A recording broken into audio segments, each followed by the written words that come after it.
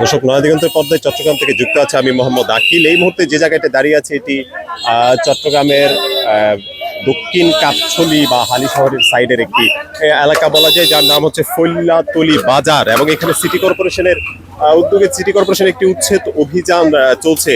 এখানে আঞ্চলিক কর্মকর্তাদের একজন ম্যাজিস্ট্রেটও রয়েছেন, যিনি হচ্ছে এটা দেখভাল করছেন এবং ওনার তত্ত্বাবধানে সিটি কর্পোরেশনের সহযোগিতায় এবং সিটি কর্পোরেশন থেকেই মূলত এই উচ্ছেদ অভিযানটি চলছে। আপনারা যেমনটি দেখছেন যে এখানে প্রত্যেকটি অবৈধ স্থাপনার বা স্থাপনা অংশে যেটুকু থাকার কথা ছিল তার বাইরে সব অংশগুলো এখানে উচ্ছেদ করা হচ্ছে।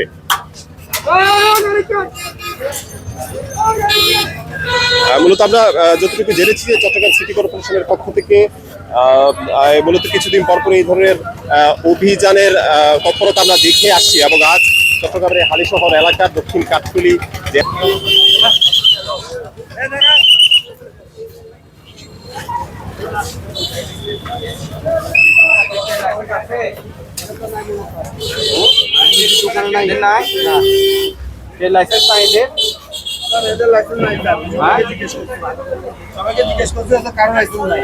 কারো লাইসেন্স কার কার নাই? হ্যাঁ,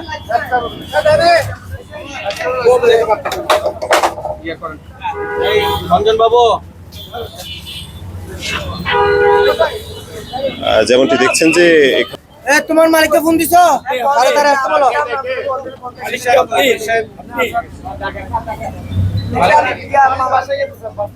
আরে তাড়াতাড়ি কল দাও। এই দোকান জরিমানা করে দিও।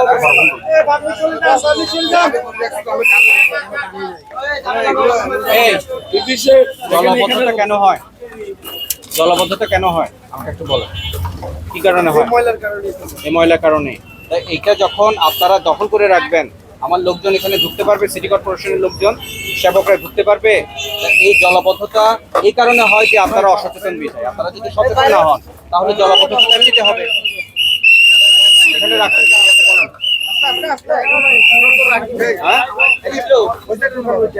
বর্তমানে আমরা আজকে ফৈল্লাতলি সুপার মার্কেটে আমরা জলাবদ্ধতা নিরসন প্লাস হচ্ছে অবৈধ স্থাপনা, এই দুইটা বিষয়ে আমরা এখানে মোবাইল কোর্ট পরিচালনা করছি। আমাদের উদ্দেশ্য হচ্ছে এটাই যে প্রথমত হচ্ছে আমরা জলাবদ্ধতা নিরসনে আমাদের চট্টগ্রাম সিটি কর্পোরেশনের সম্মানিত মেয়র মহোদয়ের নির্দেশনা ক্রমে আমরা এখানে নিয়মিত প্রক্রিয়ার অংশ হিসেবে আমরা এখানে উচ্ছেদ কার্যক্রম অব্যাহত রেখেছি।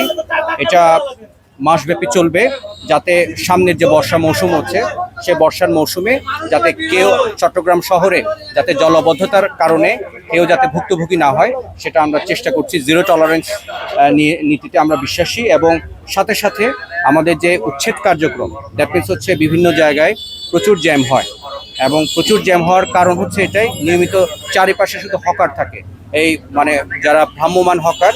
তো এই ভ্রাম্যমান হকারদের কারণেই মূলত হচ্ছে আমাদের এই চট্টগ্রাম সিটিতে প্রচুর পরিমাণে যানজট হয়। তো এই যানজট নিরসনে আমরা কাজ করছি।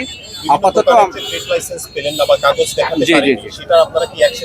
এখন যারা ট্রেড লাইসেন্স, আমার অলরেডি ট্রেড লাইসেন্সের সম্মানিত যে রয়েছে ইন্সপেক্টর, তিনি আছেন, কর্মকর্তা রয়েছেন।